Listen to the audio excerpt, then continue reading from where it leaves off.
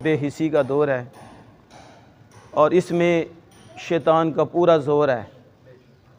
किसी को माँ क्या याद, बाप क्या याद, हाँ पैसा याद है, माल याद है। हम पैसा देख के बात करते हैं, हम माल देख के बात करते हैं, और हम पानी देख के बात करते हैं और पासा देख के बात करते हैं। ये नहीं देखते कि रब किधर है, रब के मुसबा किधर हैं।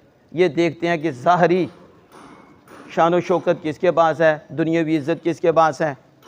हलाल हराम कर लेता है, दो नंबरी कर लेता है, फंसे हुए तो निकलवा लेगा, दुनियावी एतबार से हमारा काम आएगा।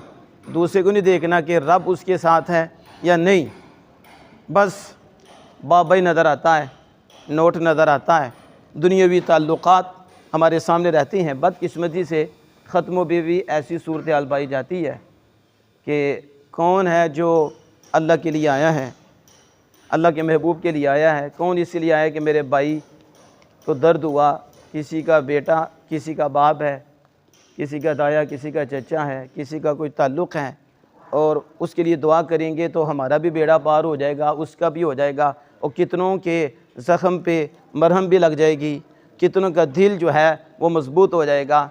तो रब की कितनी रज़ा नसीब होगी, कितनी खुशनुदी नसीब होगी।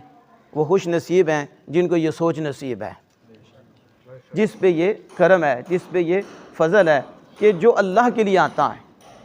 और रिश्तेदारी भी इसलिए निभाता है कि अल्लाह का हुक्म है। वो माँ की भी इताअत इसलिए करता है कि अल्लाह का हुक्म है, और वो बाप की भी इताअत इसलिए करता है कि अल्लाह का हुक्म है। बड़े भाइयों का अदब वो इसलिए करता है कि अल्लाह का हुक्म है, और बड़े भाई छोटों से शफ़क़त करते हैं, उनके हुकूक़ हैं, वो भी समझते हैं अल्लाह का हुक्म है। अल्लाह की इताअत, अल्लाह की फरमाबरदारी के लिए जो आता है वो बहुत कुछ पाता है। और जिसकी सोच में यही है कि पता चल जाए मैं आया हुआ हूँ, तो फिर उसने क्या पाना है। हो सकता है उसे वो जिसके लिए आया